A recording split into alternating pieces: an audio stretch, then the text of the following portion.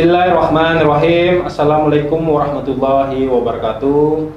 Alhamdulillahirabbil alamin. Assalatu wassalamu asrafil anbiya'il mursalin sayyidina wa maulana Muhammadin wa ala alihi wa sahbihi ajmain.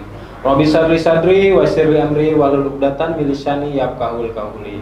Puji syukur tidak lupa kita panjatkan kepada Allah Subhanahu wa taala karena berkat limpah rahmat, taufik, hidayah dan inayahnya sehingga kita bisa bersilaturahmi melalui kegiatan Dialog Ramadan Persatuan Wartawan Indonesia Kabupaten Murung Raya yang bekerjasama dengan PT Indomoro Kencana.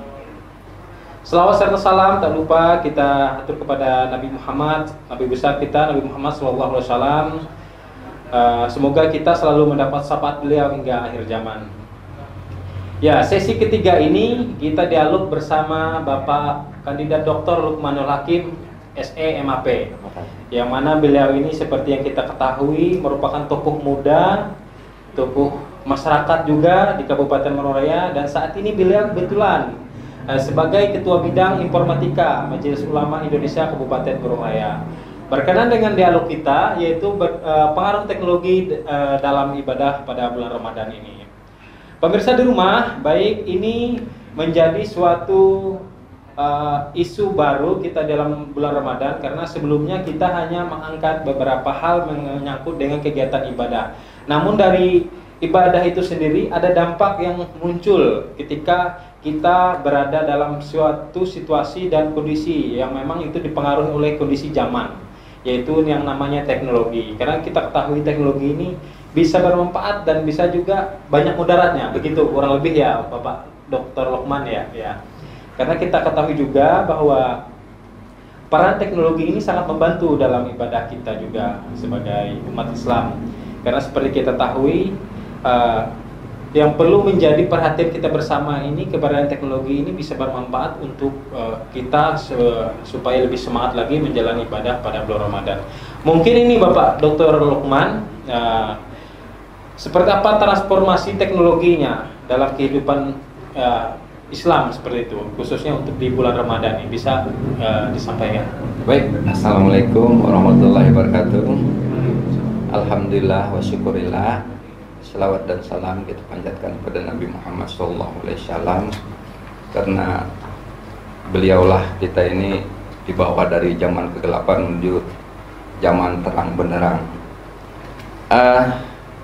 Saya sangat mengapresiasi kegiatan ini dari PWI.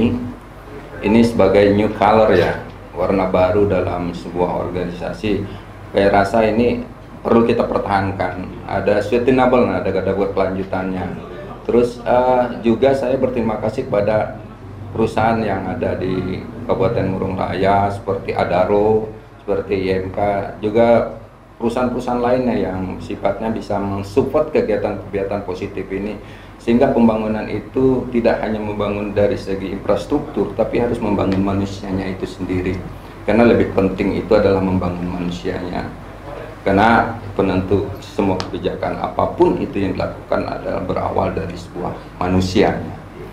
Terkait dengan hari ini kita bicara tentang pengaruh teknologi dalam ibadah selama bulan puasa. Saya sangat tertarik dengan judul ini. Dengan kenapa kalau kita menarik judul ini, kalau kita ekstrak dengan kajian definisinya dalam akademisnya, bahwa kekuatan ilmu pengetahuan itu secara praktis ya dalam mendukung keistimewaan bulan Ramadan itu yang penuh berkah ini. Kalau kita melihat dari perspektif positifnya, kemajuan teknologi itu sangat mendukung. Tapi ada nanti efek-efek yang selanjutnya kita bicarakan nanti di sesi-sesi selanjutnya. Nanti mungkin dampak negatifnya, bagaimana teknologi itu bisa menjadi aditif ya gitu ya, racun yang sifatnya bisa membuat orang kecanduan. Nah, tapi nanti bagaimana kita bicarakan, bagaimana solusinya itu nanti kita bahas juga. Nah, terkait transformasi itu kan perpindahan ya. Pergeseran kayak gitu.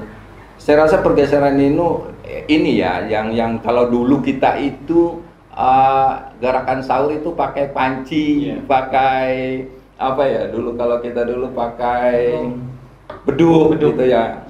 kalau dari zaman sekarang sudah terjadi transformasi, orang sahur itu sudah, anak-anak sudah sahur on the road gitu ya, sudah keliling ke sana kemari. Itu bentuk-bentuk transformasi teknologi, kelompok-kelompok tertentu.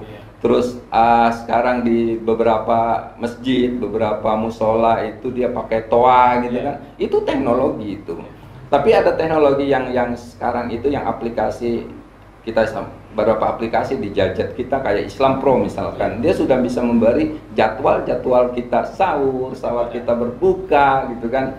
Itu sudah transformasi teknologi yang dulu kita diketuk orang tua kita, ayo bangun. Sekarang sudah dari gadget kita, jam digital kita yang sifatnya terkonektif dengan gadget kita, itu sudah bisa bergetar di tangan kita kan. Dan udah, itu bisa diatur ya, bisa diatur jadwalnya, bisa diatur kita bangun sahur, betul. Ya, tidak perlu lagi kita repot harus minta dibangunkan. Itu bentuk-bentuk transformasi teknologi itu tersendiri dalam istri sendiri. Karena Islam itu sebenarnya dan dari awal ayat Iqra bismi rabbikal ladzi khalaqal insana min 'alaq Iqra rabbukal akram itu kan adalah bacalah atas nama Tuhan. Di situ sudah terjadi sebuah hal ayat yang universal menyampaikan bahwa teknologi lah, belajarlah kalian. Ketika kalian belajar, kalian akan mampu. Makanya dengan teknologi itu nanti, bagaimana nanti Islam itu, sebenarnya perkembangan Islam itu kan ketika zamannya Ibnu Khaldun, Ibnu Sina dan lainnya itu kan ketika Eropa itu mengalami kegelapan. Nah, Islam itu sudah jaya dengan teknologi-teknologi itu, tetapi karena ada geopolitik, pertempuran politik yang sifatnya turbulensi politik di Eropa waktu itu, sehingga Islam sendiri tidak bisa bergerak, tapi teknologinya itu bergerak di Eropanya sendiri, sehingga lebih maju mereka. Begitulah Pak. Mungkin seberapa besar pengaruh teknologi untuk gaya hidup kita di bulan Ramadan seperti itu? Seperti yang ada saat ini, kita tahu gadget kita yang selalu mengkondisikan kita seperti itu. Kalau dilihat tren sekarang ya, tren sekarang itu secara kontemporer sekarang anak-anak itu kan sudah gaya hidup. Sekarang coba bayangkan dia. Anak-anak sekarang sudah buka di mana? Di kafe gitu kan. Tidak lagi dia di rumah ngumpul sama orang tuanya. Terus dia sudah buka di hotel-hotel yang menyediakan menu-menu yang lebih variatif, yang lebih enak bagi dia. Terus dengan gaya hidup juga orang-orang sekarang dia tidak perlu ke mall lagi. Ya kan? Belanja gitu, misalkan belanja untuk persiapan bulan hari raya Idul Fitrinya. Terus berbuka puasanya dia sudah menggunakan jasa-jasa online gitu kan, sudah pesan online kuenya. Itu salah satu bentuk-bentuk gaya hidup sebenarnya sudah.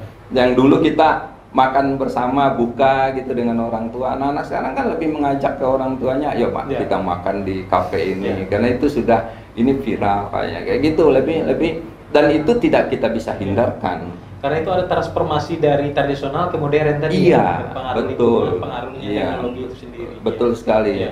Saya tepatnya itu mengatakan transformasi yang tradisional to modern transformasi gitu loh. Saya lebih melihatnya itu bagus ya, bagus dalam konteks itu tidak menjadi sebuah gaya hidup yang berlebihan.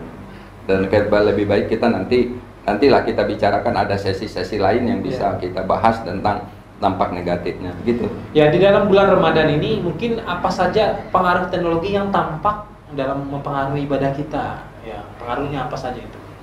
Sangat apa ya? Sangat jelas gitu mempengaruhinya. Dulu bentuknya apa saja itu? Bentuknya dulu kita mengaji misalnya. Mengaji itu kita pakai bawa mushaf Al-Quran gitu kan. Sudah kemana-mana mengaji. Sekarang sudah dengan gadget kita bisa buka ayat berapa, halaman berapa gitu kan. Terus hal-hal lain juga yang bersifat dimudahkan dengan teknologi itu dalam kita hal beribadah misalkan. Ketepatan waktu kita beribadah kan sudah jelas sekarang. Kita bergeser dari Banjarmasin sudah. Ketika kita menggunakan aplikasi yang tempat dan waktunya ditentukan, dia otomatis ada notifikasinya kan di HP kita kan, sehingga kita tuh sudah tidak bertanya lagi di daerah kalian sudah buka atau belum kan, tidak lagi kayak gitu. Kalau dulu kan kita menunggu ada ciri-ciri alam yang dulu yang kayak orang tua dulu kita ada, kalau di Puruk Cahu khususnya di Kalimantan ini ada binatang apa gitu yang berbunyi, berarti itu pertanda waktu maghrib misalkan kayak gitu kan. Nah sekarang tidak lagi karena sudah teknologi sudah di tangan kita, sudah dimudahkan dengan segala sesuatu yang sifatnya memudahkan sih kita dalam beribadah gitu. Dan tapi nanti hal-hal itu juga banyak nanti berpengaruh pada interaksi sosialnya nanti mungkin kita lagi terima kasih. Ya, jadi kita ketahui bahwa dampak teknologi ini sangat luar biasa dalam kehidupan kita sendiri maupun kepada keluarga kita sendiri. Betul. Sehingga kita bisa mungkin karena dampak itu yang dampak terburuk ini kita membuat kita lebih malas untuk beribadah, ya kan, lebih malas untuk baik itu pada sholat, mengaji, taraweh. Nah, seperti kita ketahui, ketika kita dalam kondisi zona nyaman karena dibawa oleh pengaruh teknologi itu, sehingga kita sulit untuk berubah, untuk pindah dari zona nyaman itu. Betul. Nah, mungkin bagaimana nih konsepnya supaya kita bisa melawan ini teknologi ini, supaya teknologi yang tidak mengatur kita, tapi kita yang mengatur teknologi ini dalam kehidupan kita sehari-hari. Mungkin begitu. Saya setuju dengan Anda bahwa kita yang mengatur teknologi itu. Sekarang tuh kan orang lebih, yang saya sampaikan awal tadi, terjadi sebuah adiktif kecanduan dalam sebuah teknologi itu, sehingga anak-anak sekarang, mohon maaf anak-anak sekarang sudah lebih cenderung mendengar suara HP-nya daripada suara azannya kan begitu. Kedua, tidak ada lagi tempat zona aman yang bagi kita untuk santai duduk di tempat-tempat kafe misalkan yang cara mereka berinteraksi yang teriak-teriak karena game gitu. Mungkin itu zaman mereka lah, tapi kan saya bilang tadi, kalau memang itu bagaimana kita mengaturnya itu agar kita yang mengendalikan teknologi itu. Kalau saya berpendapat begini, karena segala sesuatu kan itu kita autokan, kita setting. Nah, salah satunya misalkan di HP kita misalkan, agar kita tidak terlalu kecanduan dengan HP itu sendiri, kita notifikasi yang sifatnya bunyi, WA misalkan bunyi, itu kita silentkan aja misalkan. Terus kita lebih mengajinya misalkan, kita lebih ke mushaf Al-Qur'annya gitu lagi kan, lebih ke tradisionalnya lah, yang lebih otodidak kayak kita loh. Karena kalau kita bicara mengaji dengan mushaf Al-Qur'an, dengan kita menonton ceramah dengan bersifat dari YouTube, website, itu kan tidak ada interaksi sosialnya kan kayak gitu kan. Kalau kita mengaji dengan guru pengaji misalkan, terjadi interaksi sosial, kita bertemu-temu dengan kawan-kawan kita. Ketika kita menunggu giliran kita disuruh guru kita, kan kita berinteraksi, interaksi sosial kita terjadi di situ. Terus kita menjadi orang yang santun, nanti efeknya kita menghormati guru-guru kita sekarang. Makanya kalau kita dulu terhadap guru kita itu kan sangat attitude kita, sikap kita itu kan sangat kita jaga begitu kan, karena begitu tingginya derajat seorang guru. Makanya saya itu yang saya hormati dalam kehidupan saya itu, satu, Allah saya, Nabi saya, orang tua saya, dan jajaran pada level orang tua itu adalah guru. Karena karena ilmu mereka lah kita, terus karena fatwa mereka lah, karena didikan kita juga. Nah, itulah yang saya bilang, sejauh mana efeknya kalau mau tadi kita bisa bicara itu, kita yang mengendalikan teknologi itu. Saya setuju, karena teknologi itu kita yang mengendalikannya. Jangan sampai teknologi itu yang membuat kita menjadi adiktif, kecanduan gitu. Ya, jadi gini, bulan Ramadan ini kan bulan yang penuh berkah, ya kan. Saya ingat waktu masih kecil ketika sudah menyambut bulan Ramadan ini, bulan yang penuh luar biasa, ya kan. Jadi dampak yang histori dari dulu sampai sekarang sangat terasa, ya kan. Bahwa kita masuki bulan Ramadan itu suatu bulan yang kita tunggu-tunggu. Nah, sampai saat ini mungkin transformasi itu masih sangat terasa, ya kan. Seperti yang kita perhatikan, kita lihat bersama, mungkin di mana-mana mungkin bisa itu terjadi saja, ya kan. Ya berarti animo, keinginan pemuda, ya tentunya pemuda, anak-anak yang masih beranjak remaja untuk datang ke mushola, ke surau, ke masjid untuk berlomba-lomba untuk melaksanakan ibadah seperti itu. Nah, jadi kondisi saat ini mungkin mulai terkikis, ya kan, karena dampak teknologi. Mereka lebih mementingkan gadget mereka ketimbang kumandang azan Allahu Akbar, itu kan. Akhirnya ini masih lama lagi kan.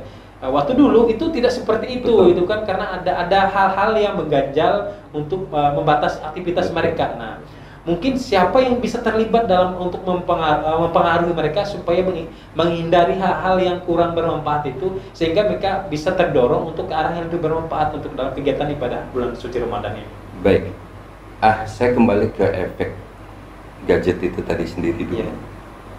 Kata ahli, gadget itu, HP itu merusak 300 saraf utama kita. Dan dia lebih parah dari film dewasa. Kerusakan otak dari HP itu sangat luar biasa.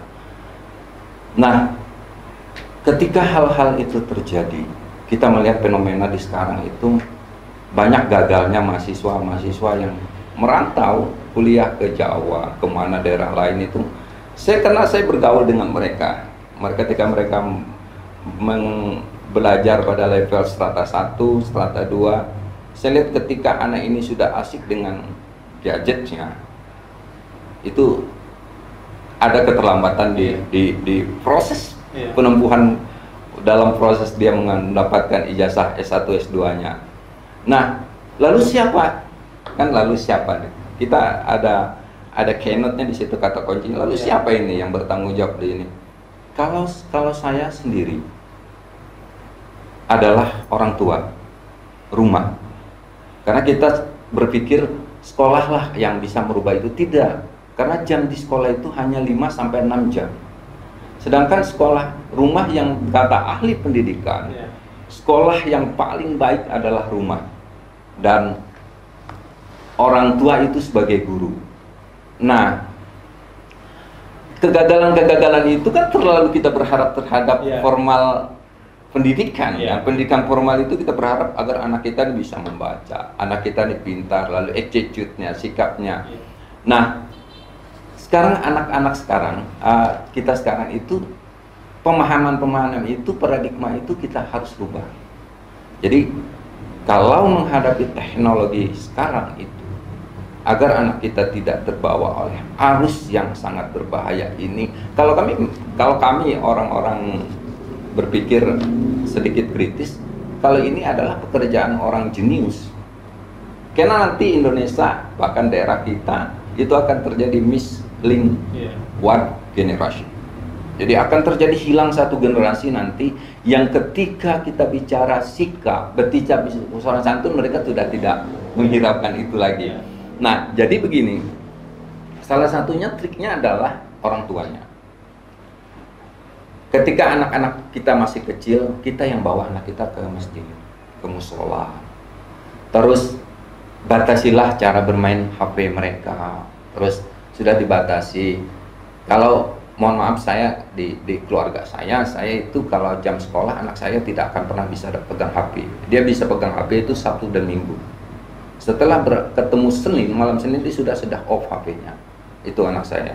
Nah, dia edukasi ya. Sudah diedukasi dari hal kecil sendiri dalam hidup itu. Dia harus disiplin. Ketika dia ke masjid atau ke musola, dia tidak diperkenankan untuk bawa HP. Tidak boleh. Dan memang hal kecil dari rumahlah kami mendidik anak itu. Kedua, dalam di rumah pun sikap, karena di game-game sekarang itu kan kata-kata kasar itu yang sebenarnya itu tabu, itu tidak boleh disebutkan. Udah kita dengar mereka sekarang. Nah, kalau itu terjadi di rumah, kata-kata itu sudah ada konsekuensi yang harus ditanggung oleh anak sendiri. Kakak bisa memarahi adiknya bisa memarahi kakaknya. Bahkan yang lebih tua bisa dimarahi karena melanggar ada red line, garis merahnya yang di rumah itu kita dididik anak-anak kita.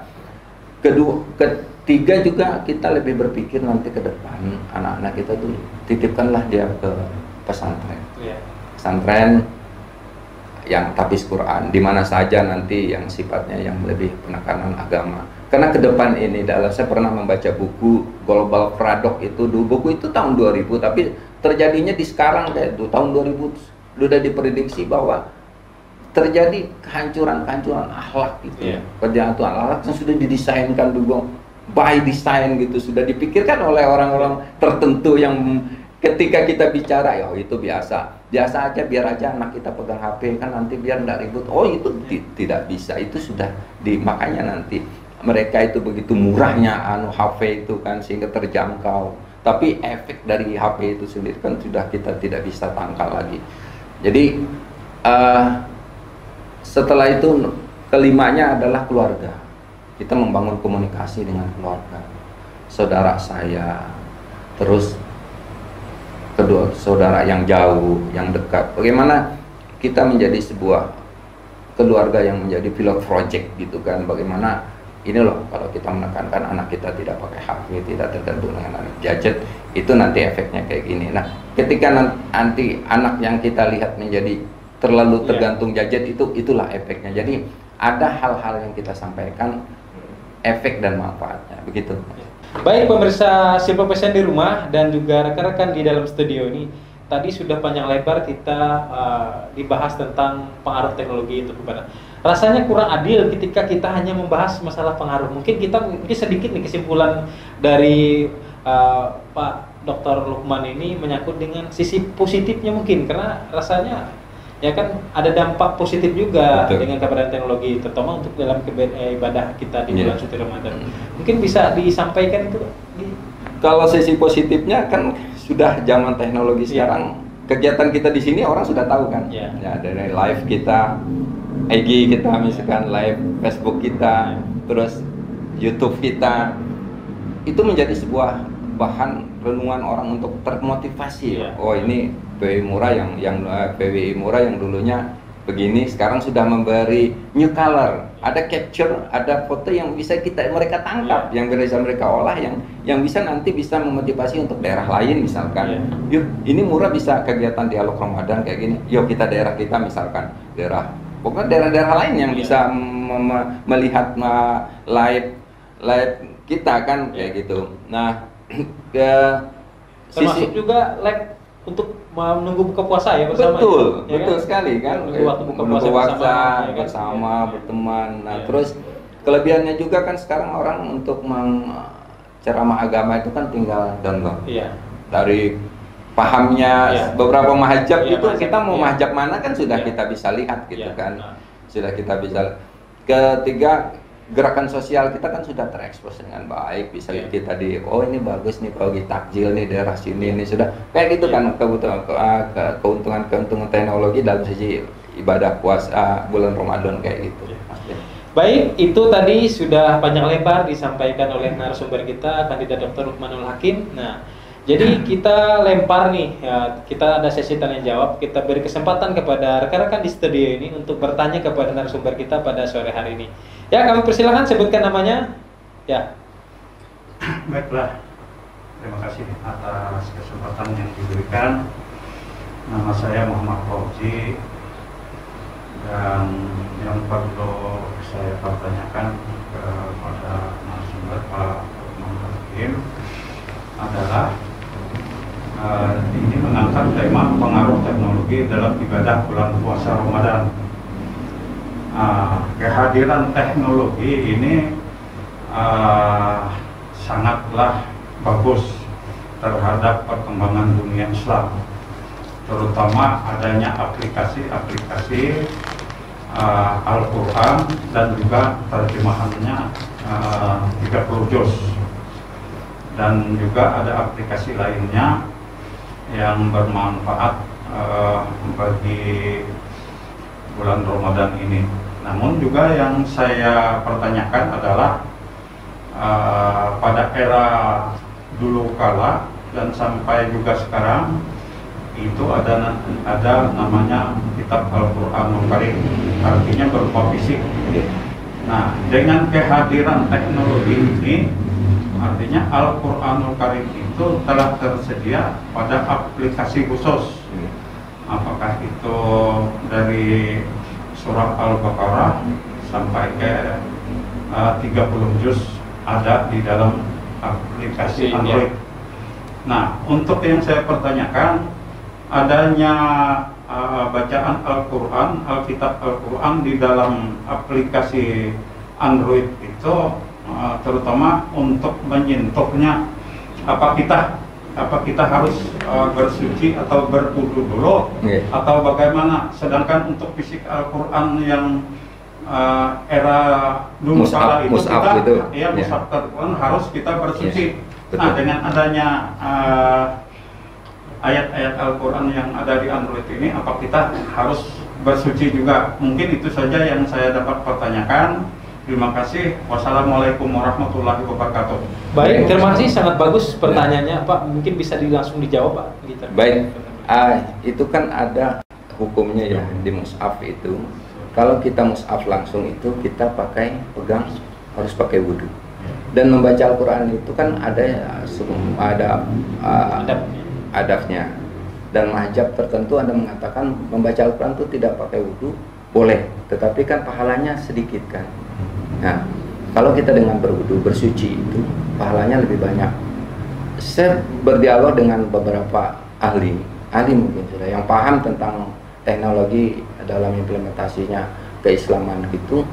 Karena kita analogikan, coba ambilkan saya Al-Quran, mushaf, itu kan langsung mushaf Al-Quran. Tapi kalau kita ambil gadgetnya bisa. Nah, jadi mereka itu tidak perlu kita berwudu, karena kita sudah menyampaikan kita sudah itu bentuknya gadget kayak gitu. Jadi itu sudah dibahas beberapa dengan kawan-kawan, dan saya juga pernah membahas itu lebih dalam bahwa tidak bermasalah dan itu sah-sah saja dan tidak menjadi hukum haram halalnya tidak terjadi itu, kecuali kita langsung mushaf Al-Qur'annya langsung. Nah, karena di dalam gadget itu tersendiri kan banyak gitu kan yang kita sendiri yang tahu ada apa isinya begitu kan. Dibuka semua Mbak Google. Iya, gitu. Ya. Begitu Pak Uji. Baik, terima kasih. Mungkin dari yang lain pertanyaannya silakan. Ya, Assalamualaikum warahmatullahi wabarakatuh. Terima kasih atas kesempatan yang telah diberikan. Nama saya Rian. Dalam dialog Ramadan sesi 3 ini mungkin berkaitan dengan tema. Pada beberapa waktu lalu kita sudah mengetahui bahwa di masa pandemi ada masanya ketika anak-anak sekolah melakukan secara daring. Yeah. Nah, ada sebagian, ya mungkin tidak semuanya, tapi ada sebagian dari beberapa guru yang mengeluhkan kecapean. Yeah. Nah, mungkin bisa diberikan motivasi kepada oleh narasumber kepada guru-guru pentingnya memberikan pendidikan tidak hanya langsung tatap muka, melalui daring pun itu merupakan suatu ibadah atau tidak. Yeah. Nah, itu salah satunya bagi kita yang beragama Islam. Nah, yang kemudian yang kedua terkait dengan kemajuan teknologi, sekarang banyak media sosial yang disediakan melalui aplikasi melalui sistem Android ini. Yeah. Baik itu Facebook dari dulu, Instagram, Twitter atau lain sebagainya macamnya kan. Nah, jadi di bulan Ramadan ini terkadang kita juga harus tidak hanya menahan lapar dan dahaga. Kadang-kadang juga kita diperintahkan untuk menahan sabar maupun mata. Nah, mungkin ada sedikit nasihat, ya, nasihat lah intinya kepada para pengguna media sosial. Terkadang kan ya ini berkaitan dengan kaum hawa. Nah, kadang-kadang ada yang posting foto, ya kita posting foto yang bisa mengundang jadi begitu. Mungkin saya itu jelaskan. Assalamualaikum warahmatullahi wabarakatuh. Ya. Baik, Mungkin bisa langsung dijawab. Ya, langsung saya jawab. Pertanyaan pertama tuh bagaimana nanti kita bisa memotivasi ya dalam dunia pendidikan gitu. Bagaimana seorang guru tuh harus all out gitu ya, harus bagaimana dia. Saya teringat dengan hadis Rasulullah SAW dari hadis riwayat Muslim. Barang siapa yang menunjukkan kepada sebuah kebaikan, maka baginya seperti pahala pelakunya. Jadi ketika kita melakukan dengan niat tulus, dengan hal-hal seperti daring tadi, seorang guru ini sudah niatnya lillahi ta'ala membantu niat ibadah gitu. Saya rasa itu nilai positif. Nilai positif kita tidak diajarkan untuk mengeluh. Kedua, dan itu kan sudah tanggung jawab seorang guru kan. Hanya bentuk dan ruang waktunya aja yang dia berbeda. Yang dulu dia di dalam kelas kan berinteraksi langsung dengan muridnya, sekarang sudah di rumah daring. Dia sampai sebenarnya ini karena pundahan teknologi itu sendiri tadi kan. Nah, Yang kedua itu yang bagaimana di media sosial ini bisa mengedepankan sikap dan etika, sopan santun etikanya dalam bermedia sosial. Itu kan sudah jelas. Dalam konsep Islam yang Islam bangun bahwa kita ini ada mahajab tertentu yang melarang, ada mahajab tertentu yang sedikit ringan gitu. Makanya dalam sebaik-baik urusan itu adalah yang tengah-tengahnya. Secara otomatis, oh bagus nih Masjid Agung Istiqlal, kita nanti bulan Idul Fitrinya ke sana aja dah sholatnya. Itu kan salah satu bentuk cara mereka berkomunikasi terhadap di dunia maya yang sehingga orang lain tertarik. Itu ada nilai positifnya. Nilai negatifnya tadi adalah ketika dia kebablasan dari mazhab tertentu yang dia tidak boleh bahkan melarang begitu. Itu sehingga menimbulkan dosa-dosa yang betul sekali. Terupdate ya. Betul, itu dosa terupdate. Makanya saya bilang di sini ketika kita bicara teknologi itu saya lebih gantung kata kunci kita hari ini adalah mengislamkan teknologi itu sendiri. Kayak gitu.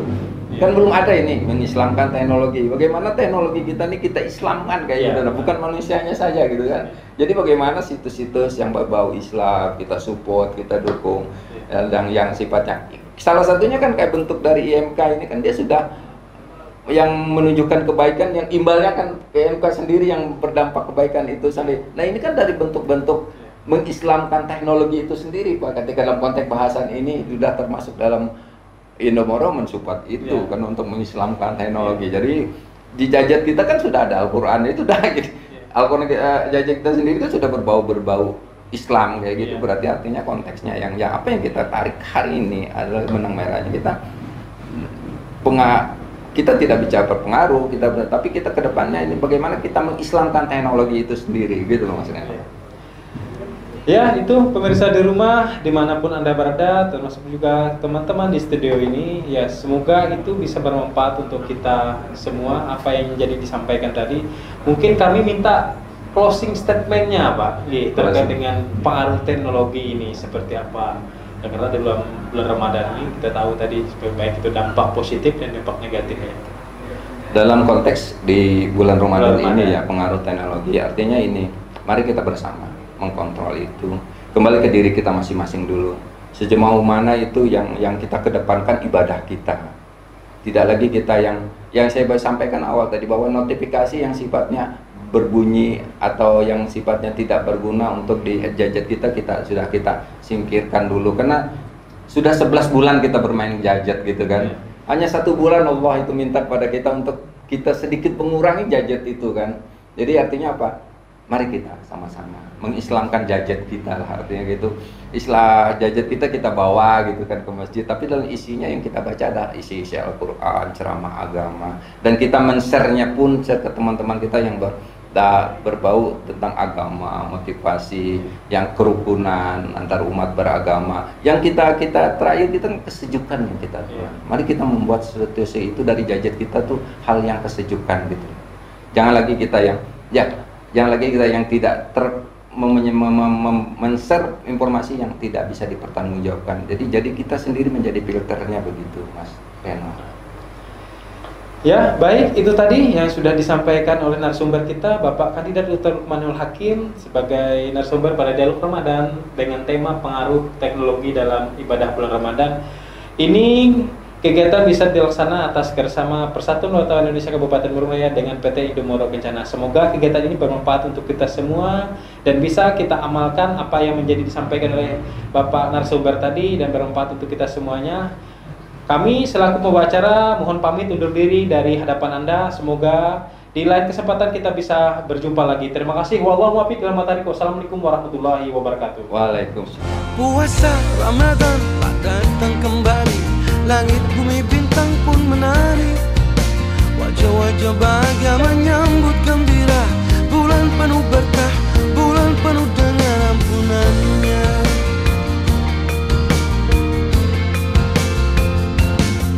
Bersyukurlah hati padamu ya Rabbi, Ramadan yang indah ku temui, air mata bahagia di bulan